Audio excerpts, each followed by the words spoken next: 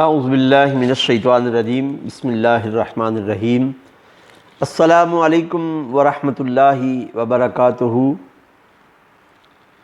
ناظرین محترم، نبی کریم صلی اللہ علیہ وآلہ وسلم کا فرمان ہے، من زار قبری وجبت لہ شفاعتی، کہ جس نے میری قبر کی زیارت کی اس پر میری شفاعت واجب ہو گئی۔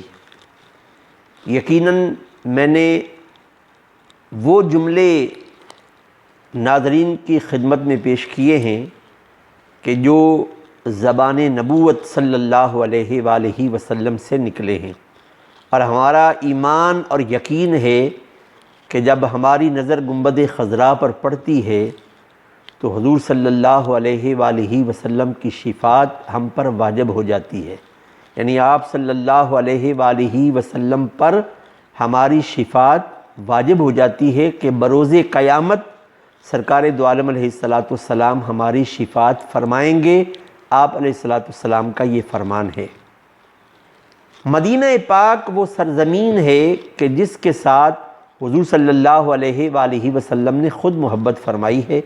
جب آپ مدینہ پاک سے باہر ہوتے، واپسی پر آپ اپنی سواری کو دوڑاتے اور مدینہ پاک میں داخل ہو کر آپ سانس لیتے اونچی اونچی آواز کے ساتھ، جیسے سونگھ رہے ہیں مدینہ پاک کی ہواؤں کو اور فضاؤں کو۔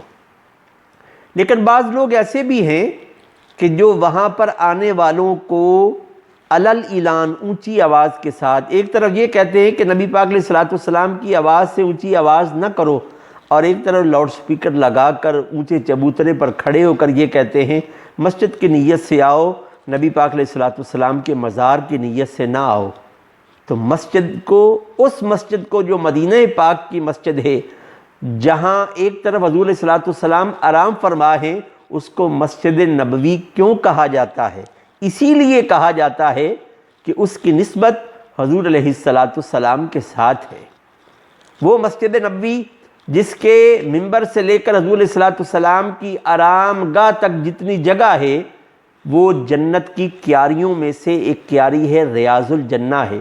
وہاں لوگ اپنی زندگیاں تبدیل کرنے آتے ہیں، لیکن بعض لوگ ایسے ہوتے ہیں کہ ان کو زندگیاں تبدیل نہیں کرنے دیتے، مسائل میں گھیر لیتے ہیں۔ دعا ہے اللہ رب العزت ہدایت عطا فرمائے۔